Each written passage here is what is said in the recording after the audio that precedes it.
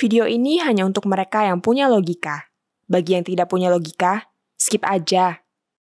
Kasus disertasi jalur cepat Bahlil Lahadalia di UI ternyata terus berlanjut. Kabar terbaru adalah adanya protes sebuah LSM bernama Jaringan Advokasi Tambang atau JATAM terhadap disertasi Bahlil ini. Melalui koordinator nasionalnya, Melki Nahar, JATAM mempertanyakan bagaimana dalam disertasi tersebut ada data yang berasal dari JATAM. Padahal, Bahlil tak pernah secara langsung datang untuk meminta data ke JATAM dalam upaya penulisan disertasinya. Melki bahkan menyatakan ia menduga ada praktik perjokian karya ilmiah di balik disertasi Bahlil.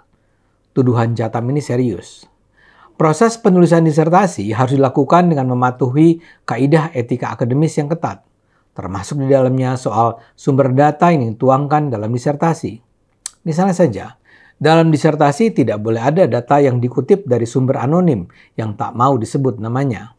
Begitu juga dalam disertasi tidak boleh ada data yang begitu saja diambil tanpa menerangkan secara jelas rujukannya.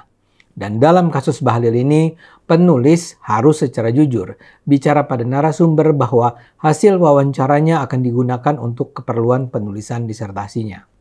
Hal terakhir ini yang dilanggar nampaknya dalam kasus disertasi Bahlil. Data yang termuat dalam disertasi itu diperoleh melalui seorang peneliti yang ditugaskan mewawancarai narasumber di JATAM. Persoalannya, si peneliti tersebut tidak jujur menyatakan bahwa wawancara itu dilakukannya untuk kepentingan disertasi Bahlil.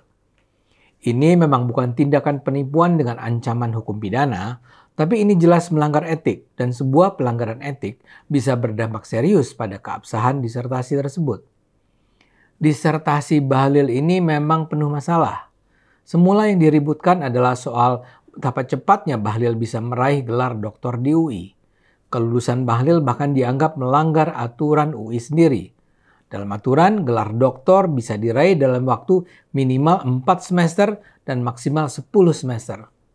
Bahlil ternyata bisa menyelesaikannya dalam waktu 20 bulan, alias hanya 3 semester lebih dan kurang dari 4 semester. Ini saja sudah jadi masalah.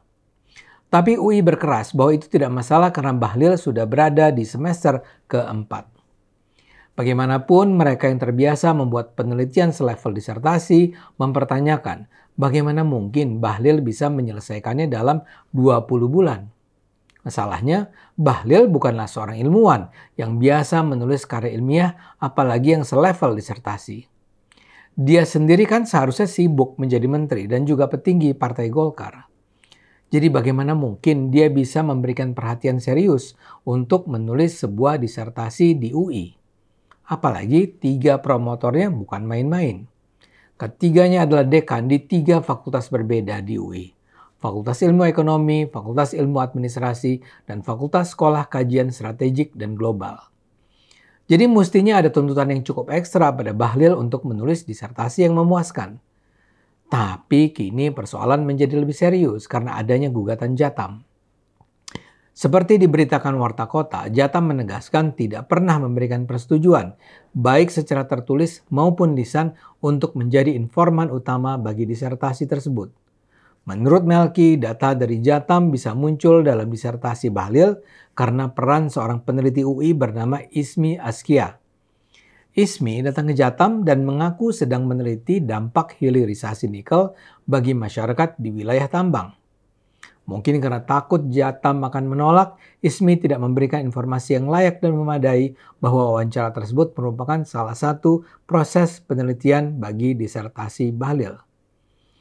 Menurut Melki, Ismi berkunjung ke JATAM pada 28 Agustus 2024. Jadi cuma 2 bulan sebelum disertasi Bahlil dinyatakan lulus.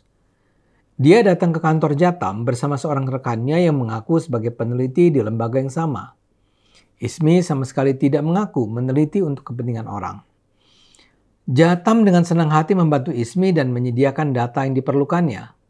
Tapi mereka menjadi sangat terkejut ketika menemukan bahwa di dalam disertasi Bahlil yang berjudul Kebijakan, Kelembagaan, dan Tata Kelola Hilirisasi Nikel yang Berkeadilan dan Berkelanjutan di Indonesia yang dipromosikan pada 16 Oktober itu, tercatat nama JATAM sebagai informan utama.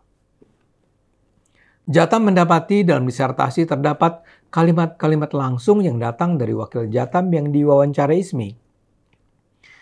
Melki khawatir Ismi merupakan bagian dari praktek perjokian dalam penulisan disertasi Bahlil.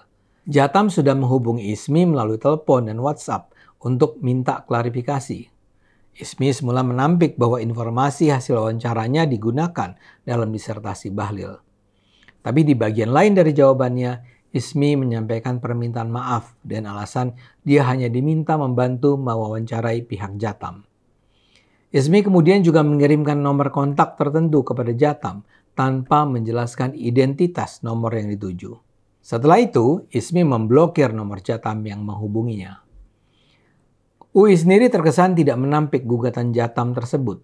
Media mengabarkan Kepala Biro Humas dan KIP Universitas Indonesia, Amelita Lucia, mengatakan Bahlil saat ini sedang menjalani fase revisi naskah disertasi doktoralnya sesuai masukan dalam sidang. Amelita juga mengatakan masukan dari Jatam akan menjadi perhatian dan turut dilakukan dalam perbaikan oleh Bahlil. Tapi cukupkah masalah ini diselesaikan dengan penjelasan Amelita? Menurut saya sama sekali tidak. Bahlil sepantasnya menyampaikan permintaan maaf kepada Jatam dan juga kepada para promotornya di UI. Tapi lebih dari itu, UI sebaiknya memang mengumumkan hasil investigasi tim khususnya yang dibentuk para guru besar UI kepada publik. Saat ini isu Bahlil sudah menjadi topik menarik di kalangan para akademisi. UI menjadi objek serangan dan kritik dari beragam pihak. Seperti diberitakan, salah satu yang menyindir UI adalah Badan Eksekutif Mahasiswa UI sendiri. BEM UI mengunggah spanduk jasa gelar kilat disertai foto Bahlil. Mereka mengunggah spanduk itu lewat sebuah video di akun Instagram @BEMUIofficial. Dalam video itu tampak spanduk berwarna kuning bertuliskan jasa kilat gelar akademik UI. Spanduk itu disertai tagar nego sampai jadi. BEM UI mengecam keras kasus Bahlil sebagai pembelian gelar akademik secara instan. Padahal kata mereka gelar akademik adalah simbol integritas dan perjuangan panjang. Apa yang terjadi jika orang-orang menganggapnya remeh dan membuat pendidikan seolah menjadi bahan jualan? Tulis BEM UI di akun Instagram mereka Rabu pekan lalu. Apa yang diingatkan BEM UI ini sangat perlu diperhatikan para petinggi UI. Buat saya, masalah Bahlil adalah pertama-tama soal ambruknya integritas para pimpinan UI. Bahlil hanyalah seorang warga yang berharap bisa memperoleh gelar doktor dari salah satu perguruan tinggi paling terkemuka di Indonesia. Yang jadi masalah, mengapa pimpinan UI membiarkan proses penyelesaian disertasi itu dilakukan dengan kesan sembarangan. Dalam kasus Jatam, saya bertanya-tanya, apakah Bahlil punya informasi bahwa dia tidak boleh menugaskan Ismi untuk melakukan wawancara tanpa perlu secara jujur menyatakan wawancara itu dilakukan untuk kepentingan disertasi Bahlil? Apakah ketiga promotor Bahlil memberikan arahan dan pengawasan yang memadai pada Bahlil dan timnya? Dan kalau mau dilihat secara keseluruhan, apakah ketiga promotor tersebut sudah secara berhati-hati membimbing Bahlil agar melahirkan sebuah karya ilmiah yang bertanggung jawab? Saya setuju bahwa dalam kasus Bahlil, UI seperti memperdagangkan gelar akademik dengan harga murah. Para dosen pembimbing itu seperti begitu saja melakukan praktek tujuan menghalalkan cara tanpa peduli apa yang diakibatkannya pada kualitas pendidikan secara menyeluruh. Kasus Bahlil adalah sebuah kasus yang sangat memalukan UI. Mudah-mudahan ke depan UI bersedia berbenah diri. Ayo gunakan akal sehat, karena hanya kalau kita gunakan akal sehat, Indonesia akan selamat.